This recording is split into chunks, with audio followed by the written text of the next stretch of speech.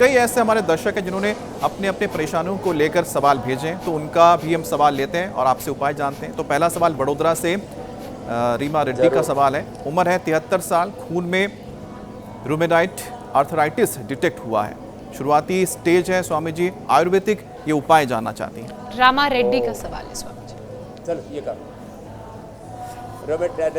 हाँ, रामा रेड्डी के लिए देखो, अर्थराइटिस, रोमेटाइड आर्थराइटिस, गाउट और जितने भी प्रकार के पेन मार्कर्स हैं ये बढ़ जाते हैं। उसके लिए एक तो गोखरू और गोधन अर्क सबक खाली पेट पी लिया करें। पेडानिल गोल्ड खाली पेट, पुनर्नवादी मंडूर खाली पेट लेने, इससे सारे इन्फ्लेमेशन, सारे दर्द ठीक हो जाएंगे।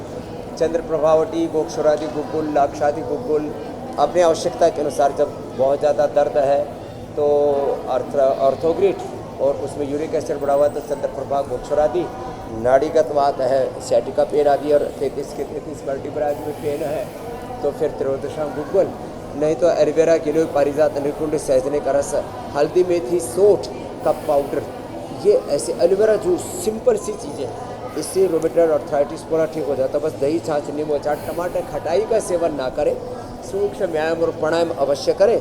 और जो आज हम बता रहे थे, एक तो जो है ये मकरासन, फिर भुजंगासन और मरकटासन, ये ज़रूर कर लें, तो इससे नाड़ी तंत्र पूरा ठीक हो जाएगा। जी, जोड़ों के लिए तो सूक्ष्म व्यायाम और रीढ़ की हड्डी के लिए ये भुजंगासन, मरकटासन। अगला प्रश्न ले लो आप। अगला प्रश्न स्वामी जी मध्य प्रदेश से संगीता का है। उनकी बेटी 7 महीने की प्रेग्नेंट है, यूरिन इन्फेक्शन की परेशानी उन्हें हो गई है, दवा से भी उन्हें फायदा नहीं हो रहा है। ऐसे में आयुर्वेदिक उपाय ऐसा जानना चाहते हैं जिससे कि उनके गर्भ को भी कोई नुकसान ना हो, यूरिन इन्फेक्शन तो बच्चे पर बुरा असर होने की संभावना है। जी, किसी भी तरह से बच्चे को भी, जच्चा बच्चा दोनों को ही नुकसान नहीं होगा। गोखरू का पानी पिए और शीशम के पत्तों का रस ले लें और जौ का ही आटा या दलिया खाएं। 1-2 दिन में ही फायदा हो जाएगा, 3 से 7 दिन में सारा यूरिन इन्फेक्शन ख़त्म। जौ का आटा, जौ का दलिया, लौकी का जूस, शीशम के पत्तों का रस और गोखरू का काढ़ा, ये मैंने पहले भी हजारों माँ बहन बेटियों के ऊपर आजमाया हुआ है। और किसी को ब्लीडिंग भी होती है वो भी रुक जाती है, किसी को बहुत पित्त बढ़ा हुआ है वो भी इससे ठीक हो जाता है। तो ये उपाय कर लेगी बिटिया। एक स्वामी जी नारियल का खूब सारा पानी जो है वो बच्चे के लिए भी अच्छा है, गर्भ के लिए भी, और यूरिन इन्फेक्शन में भी बड़ा फायदा देता है। तो नारियल का पानी और कभी-कभी क्रैनबेरी का जूस भी लिया जा सकता है। स्वामी जी, स्वामी जी अब अगला सवाल शामिल कर लेते हैं। दिल्ली से दीप्ति का है। उनकी 10 साल की बेटी को 6 महीने में दूसरी बार टाइफाइड हुआ है और जो प्लेटलेट्स हैं वो भी 58,000 ही रह गई हैं। तो क्या किया जाए और ये रिकरेंस क्यों हो रहा है टाइफाइड? ये प्लेटलेट के लिए तो प्लेटोग्रिट जूस या प्लेटोग्रिट बटी हम उपलब्ध करा देते हैं, वो ले लें।